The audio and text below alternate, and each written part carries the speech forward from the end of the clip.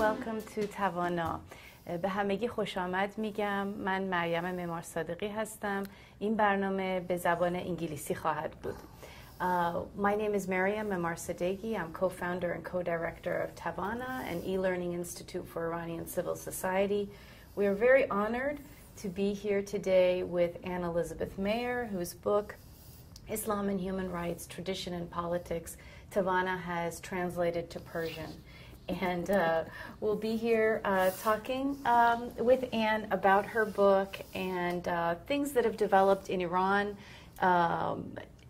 particularly since the election of Rouhani, Charlie Hebdo affair, and all kinds of issues that are very contemporary and alive, the rise of Islamic State, since the publication of her work. Of course, this book has been published many times. 5 editions, has been taught throughout the United States and throughout the world in undergraduate, graduate programs spanning political science, legal studies, Middle East studies, religious studies, sociology, social movements. And so welcome, Elisabeth Maier. من خوشحال هستم با شما صحبت میکنم. Yes, thank you. خیلی خوشحالیم که شما با ما هستین. Anne Maier, of course, speaks and reads very well Persian, Arabic, and other languages. And let me start off by asking you about what you don't do in this book. What you don't do is get into the discussion about whether Islam is compatible with human rights, or if universal human rights are compatible with Islam. You don't do this. Can you talk about why? Well, I'm a Christian, and I certainly would not presume to meddle in what is a profound theological and philosophical question that Muslims have to deal with within their own tradition. I'm very interested in how this plays out in the political sphere, how Islam can be used by governments to justify human rights policies. But I am not at all in a position to tell Muslims what they should think about the relationship between international law and Islamic law. That really has to be worked out by Muslims for Muslims.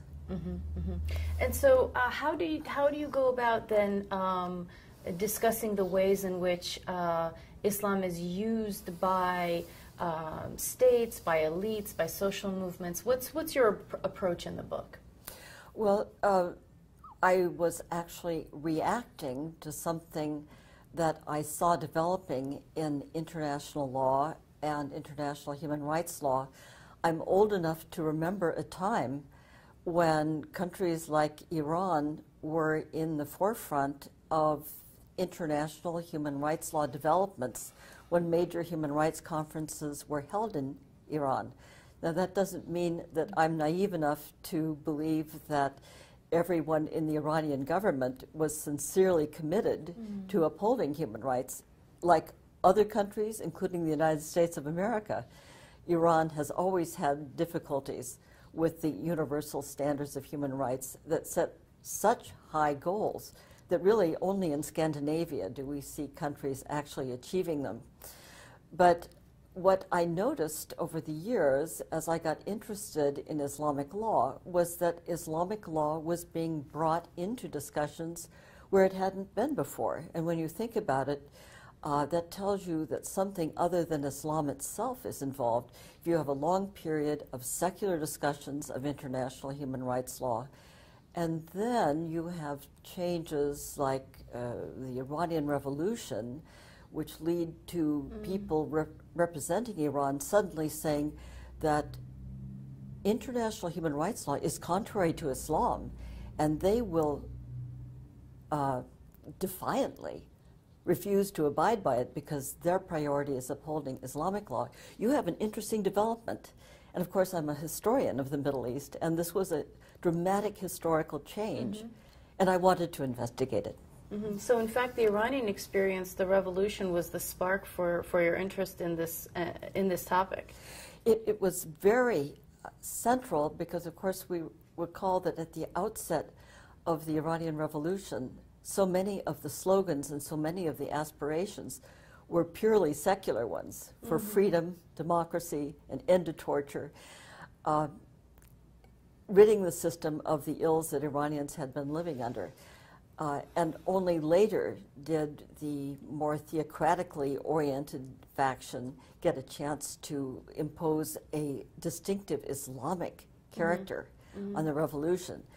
However, my own experience, although I was very interested in Iran, was really one that gave me the incentive to work in this area when I was in Sudan at the time of the nightmarish Islamization campaign that was carried out by Mary, who looked across the borders over to Iran and said, I'm a discredited dictator, my hold on the Sudan is weakening.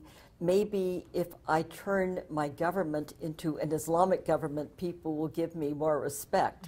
And he started this absolutely brutal Islamization campaign that, among other things, led to the execution as an apostate of this very distinguished, aged leader, Taha, who was an Islamic reformer. And I think it was being in the Sudan at the time that the build-up to the hanging of Taha as an apostate from Islam that really gave me the incentive that I had to try to wrestle with this phenomenon. And a little bit about your background, if you would. So you've studied languages, you have a law degree, you have academic degrees. Of course, you've been a professor at the Wharton School, one of America's most prestigious business schools. You've taught international human rights law as it intersects with business. Can you tell us about how you came into so many different intersecting disciplines? Well, I think that anyone who looked at my CV would say that I had a very strange and meandering career path. And I think for some of us, we're curious and we want to investigate things and we're responsive to developments. And I am embarrassed to say that I did not plan out a clear career trajectory. I basically was reacting to things that I saw around me. And I just thought that the Middle East was a very important region for the world. And I gave up my study of German literature because I had a feeling that German literature, although it's magnificent, might be a backwater in terms of intellectual developments, but that there was a gold mine of fascinating developments in the Middle East, and I wanted to understand them better. And then, having studied Middle Eastern history, I decided that for pure practical reasons, it was going to be easier to have a career in law, which had always interested me. And so I went to law school just intending to be more practical than I had been heretofore. But instead of doing what many people in my class did, which was to work on Wall Street, and I did have an offer on Wall Street, at the last minute my advisor said, "You're really an academic. You shouldn't go and work in a law firm. You should get an advanced degree in Islamic law, and then you can combine your history in the Middle East and your study of law and mesh them together, and that will be really exciting." And he was right. So I owe it to my advisor, George Haskins, who told me I should put together my interest in Middle Eastern history and law. Fantastic. Well, as many of you may know, this book has become an advisor, a key reference for so very many graduate theses regarding women's rights, the rights of religious minorities, the abuse of Islam really to justify gross violations of human rights throughout the Muslim world. And really, it's a timely topic for so many reasons, all of them bad, frankly. Yes, it's tragic, isn't it? And I want to ask you about, just jumping right into the Charlie Hebdo affair, because in the book you discuss with great detail and analytical rigor the response to the Khomeini's fatwa against Salman Rushdie and also the freedom of expression issues that erupted around the Danish cartoons, the Muhammad cartoons. Can you tie those to the developments since Charlie Hebdo and how what parallels you see? Right. I'll be happy to discuss it, but let me just give two caveats at the outset. One is that I think that the United States has a very good policy of protecting freedom of speech. And obviously there are areas where we're not as strong as we should be in this particular human rights domain, but we do have strong First Amendment protections. And I think that it is very valuable to keep the domain of speech, particularly related to politics, open. I think once you start ruling out, as Europe has done, certain segments of opinion and say, well, on that topic you can't speak freely, you're actually inviting problems because you have to make judgments then, and even if you have the intention of being very objective, there's a chance that what you think is unacceptable speech is influenced by certain biases and conditions that mean that you're not being entirely fair. So I'm in favor of freedom of speech and respect for freedom of speech. At the same time, I think that there is something that is very positive in the American heritage, and we see it, I think, because we are such a multicultural society that we self-censor, not because we are trying to avoid talking about things, but because we recognize that there are other people who are going to be severely hurt by what we say. And we have a convention that everyone in the United States understands that in civilized discourse, you don't use what is called the N-word because it's inappropriate for white people, given the history of the United States, to use a word that is so stinging and so hurtful in its impact on Black Americans. Black Americans can use it because they use it in a different way. So I'm all for freedom of speech, but I also think that in a civilized society, you should take into account how your language affects people who have a heritage in which they are feeling that they're subjugated, scorned, treated as less than fully human. So showing sensitivity, I think, is quite compatible with discussing political events, avoiding terms that are just inflammatory and really inflame passions without illuminating things. You can discuss race relations in the United States very cogently and very frankly without using the N-word. So what am I getting at? I think that the cartoonists had a right to publish those cartoons. I also think that at a time when France has a population of Muslim immigrants who feel that they are economically and socially very disadvantaged and discriminated against, it showed a lack of concern for their feelings to make cartoons, and I gather there were some that were particularly audacious, not in the last editions of the Charlie Hebdo, but earlier, that were tantamount to throwing gas on a flame. Right. But in your book, you talk about how the act of the Danish cartoons or the satanic verses is one thing, and then how the reaction to it is used and manipulated is entirely another affair. So there are forces, Islamist, radical Islamists, but maybe people who don't consider themselves radical Islamists, who use those cartoons or use the satanic verses to inflame and create reactions that embolden them and embolden their claim to power, right? Right.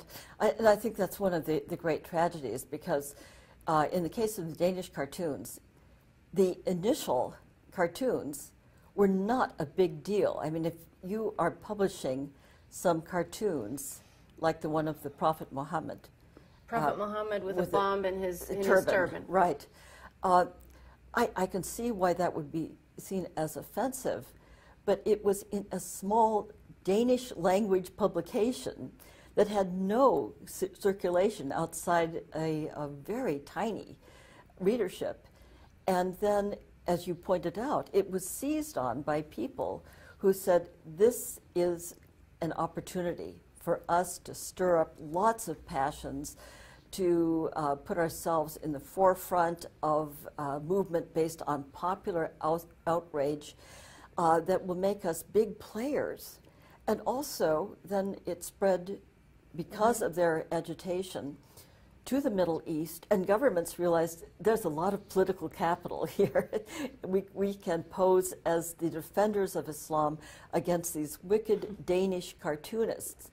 So the original offense in that case was nothing as severe as the really shocking cartoons that Charlie Hebdo printed. I mean, I agree that the cartoons were ones that you could expect many Muslims to take exception to, but we know that in the process of trying to build up this international outrage, the agitators and demagogues inserted cartoons that weren't in the collection because they didn't think that they were outrageous enough. As they did with the Danish cartoons, right? Yes. In the Danish case, they circulated images of pigs, Muslims as pigs, Yes. which were never in the original newspaper. Right. So that tells you that the purpose wasn't just sincere outrage. Mm-hmm. It was saying, this is an opportunity to politicize this and get a situation going where we can reap political advantage. Let's say some of them wanted to be noted as leaders of the Muslim community in Denmark and to develop a following, or governments like the government of Egypt, which was, as we know, deeply unpopular among its own people, and it saw posing as the champion of Islam an opportunity to win popularity. But this was very, very cynical. So there are situations where I think people in the West show crude insensitivity towards Muslims' feelings, and I can't applaud that. At the same time, we have to defend the boundaries of freedom of speech, saying that they extend to cover religious issues.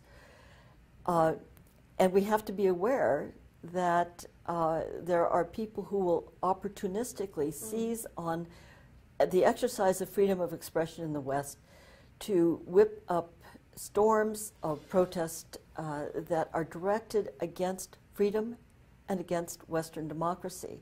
And that is really a very threatening thing. If we ever develop a situation in the West where, after all these centuries of trying to open the field for freedom of expression, including religious topics, which need to be discussed critically, if we ever find that we can't discuss religion, frankly, because we have external forces saying that religious topics are off limits now, that will be a very terrible setback for the ability of human beings to engage with very important issues that they need to discuss freely and openly. And yet this is a very real threat.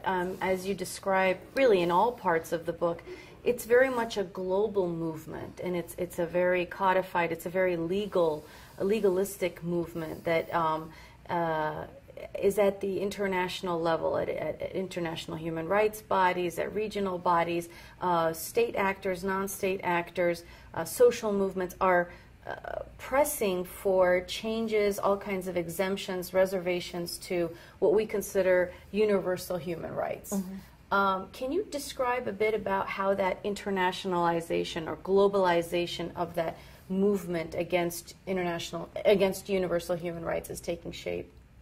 Well, I think that you can find a number of factors that coalesce really in the 1990s that mean that countries as diverse as China and Iran wind up on the same page saying human rights are too Western.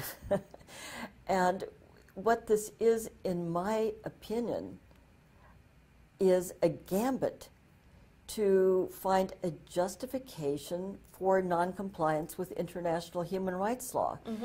And these protestations that human rights are too Western are very peculiar. Among the things that I keep encountering is the notion, and it's a folkloric notion that is very common in the United States and other parts of the world, that the United States had the major role in the Universal Declaration of Human Rights.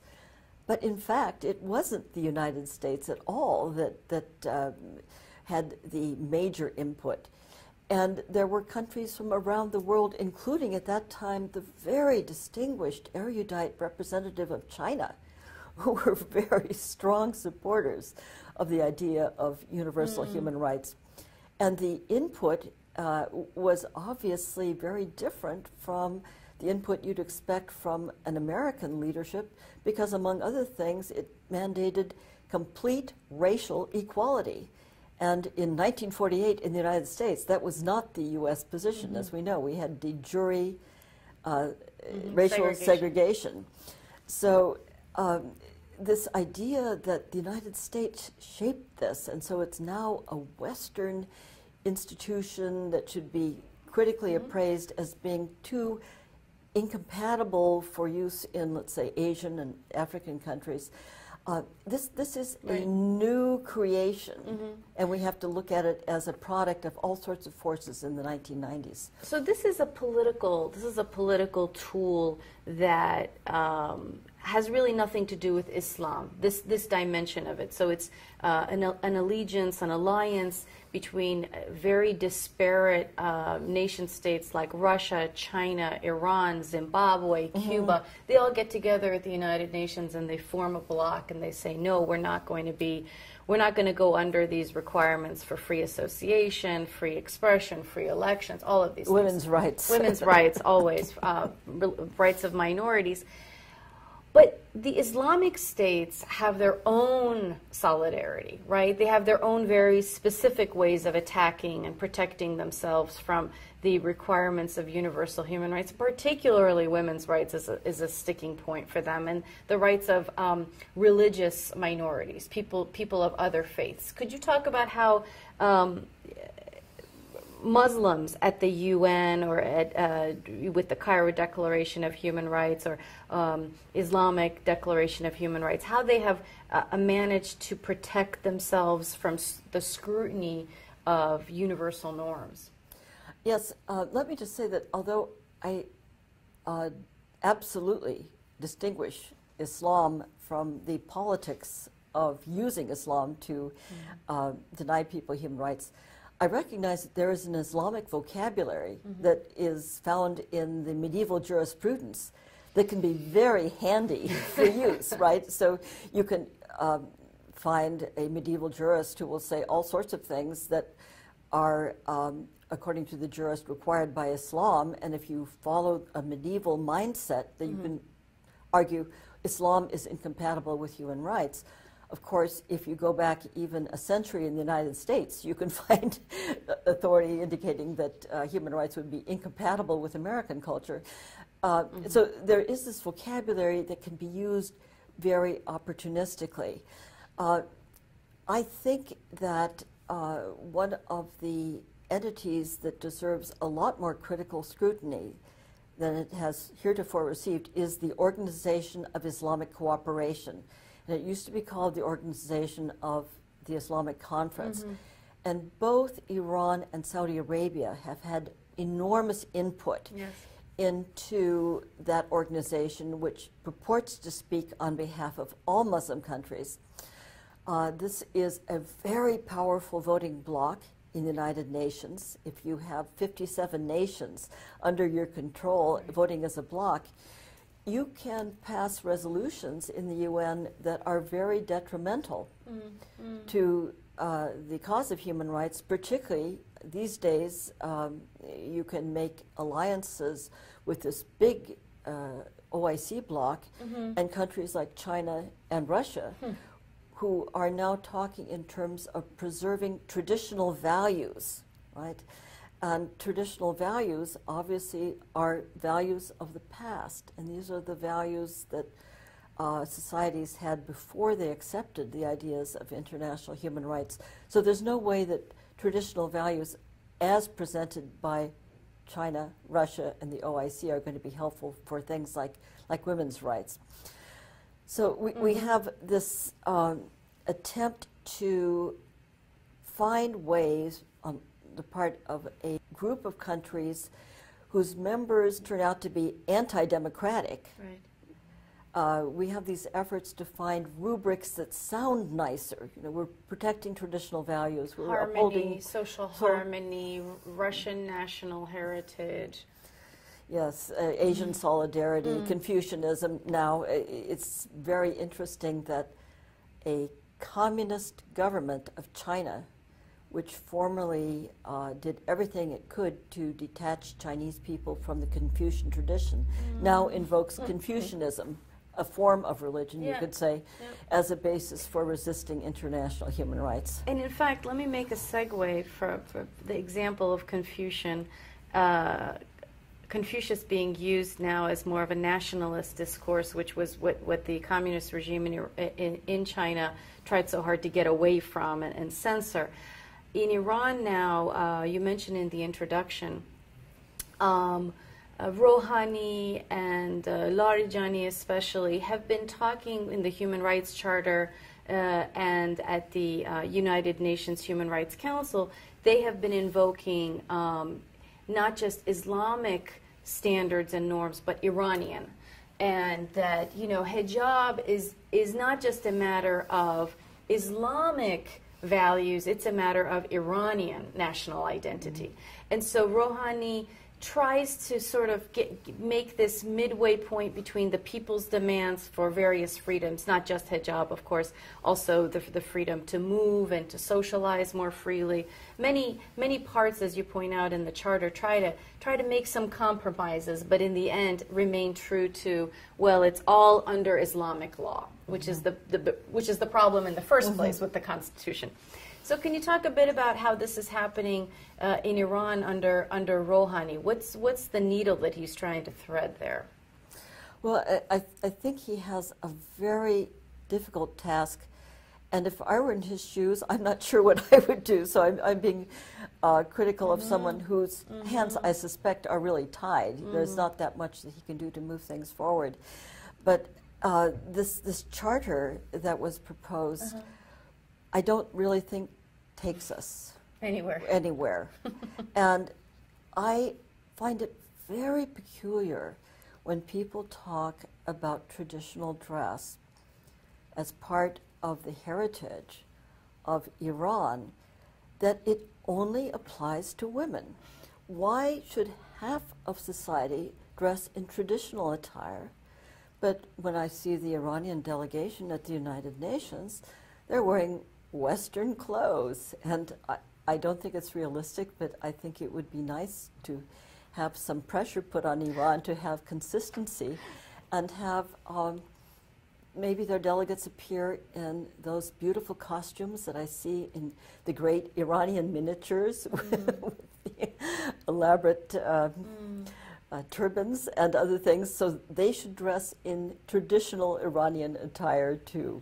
Yeah, and of course it's a matter of restriction, right? It's a matter of restricting women, controlling women, and hijab in particular has been symbolic not just of the control of Iranian women, but control of the population by a repressive regime. Since the early days of the revolution, it was through hijab that a new state exerted its existence and its control, and it's been it's no accident that it's the fault line, it's the place where those who are resisting often place their subversions and their demands for a very different kind of society, an open society where people choose how they dress. So. Staying with Iran, and we are taking questions from our audience via Twitter. And you can send your questions, of course, in Persian or English, however you're comfortable. and I will be asking Ann Mayer to address your questions here. Staying on Iran, there's one issue that has become much bigger than it has been ever before, and that's the rights of LGBT Iranians. In a way, it's the best of times, it's the worst of times for homosexuals and homosexuality in Iran. In a way, one can say that there has been progress because, at least online, there is significant civic discourse that is changing radically the acceptance, the awareness, the sensitivity, the understanding of Iranians in general, those who are active on civic issues, political issues, about this issue, the equality of LGBT Iranians, the need for understanding sexuality is also an issue of equality and human rights. And yet it's the worst of times because, and not just in Iran, in places as varied as Russia and Uganda, political leaders are making this a major point of repression. You know, they're now starting to come after it in a way that they never did in the past. And at the international level, people like Larijani at the UN Human Rights Council have used the West's more or less very new insistence on LGBT rights as a way to delegitimize all discussion about human rights. Can you talk a bit about how you see the back and forth here? And in particular, do you see this as an opportunity, a moment of opportunity?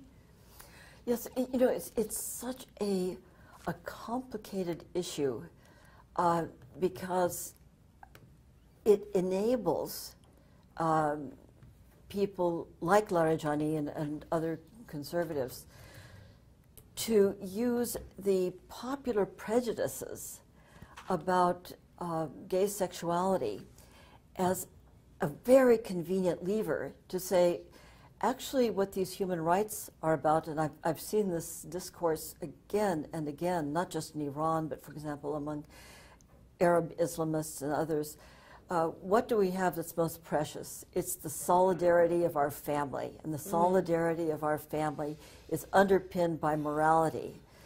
And what international human rights law is doing, they would say, by trying to secure equal rights for lesbian, gay, transgender people, is to assault the basic core of morality that is central to upholding the health of the family.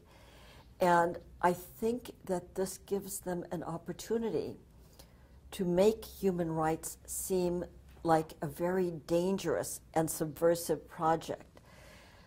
But one can't really compromise in this area because it is so clear that the past treatment of homosexuals and gay, lesbians, transgender people has been incompatible with the fundamental idea of human rights as enunciated in the Universal Declaration, which is that all people are equal in human dignity.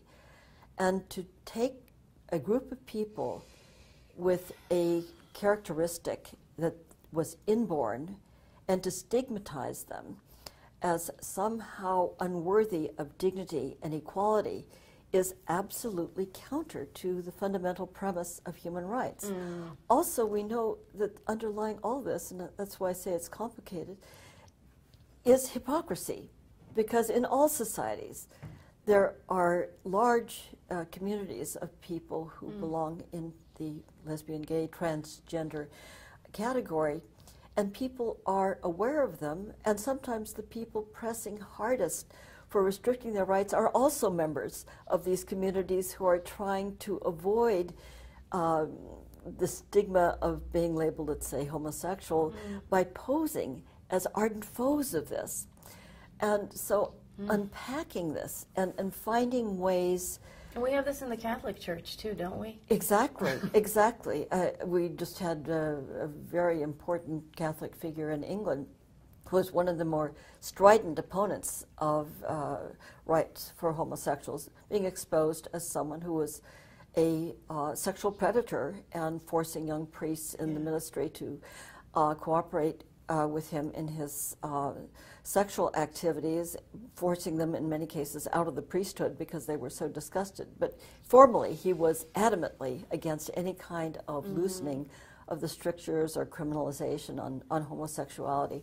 So I don't have any easy answers here. I just know that even while recognizing that we're dealing with an area that is very explosive, where people are very likely to be misled by their anxieties and fears and prejudices, we have to move ahead and try, as is happening in the UN right now, thank goodness, to open people's eyes and make them realize that lesbians, gays, transgenders are part of the human family.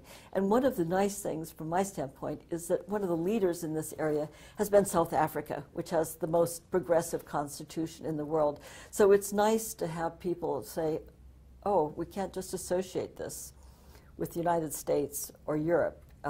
South Africa, which had a terrible, searing experience of human rights deprivation that has made people in South Africa profoundly conscious of the importance of human rights, is potentially the world leader looking at this problem of equal human rights for all members of the human family.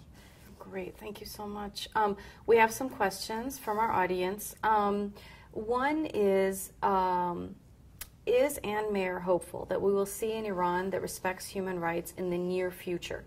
What steps need to be taken, in her view, for this to be achieved?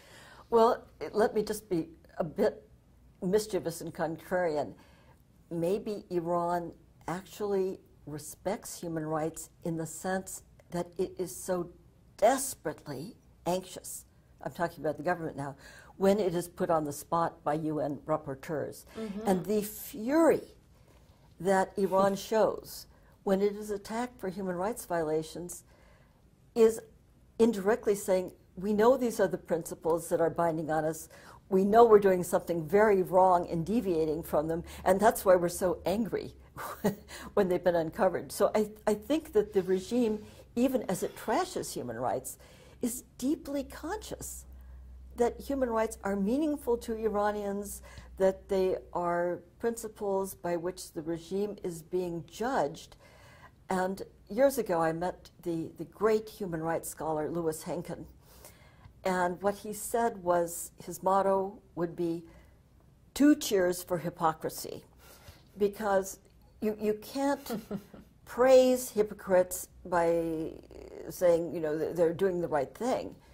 But you can say a hypocrite when this person deviates from a standard but is trying very hard to pretend that there is no deviation, is acknowledging the authority of the standard. And I think Iran's government shows deep hypocrisy on questions of human rights, and that is a sign that it understands that the power of human rights is so great that it has to reach some kind of accommodation with it. Right. So there's pressure from above, if you will, through special rapporteurs, international community, UN Human Rights Council, and these accountability mechanisms.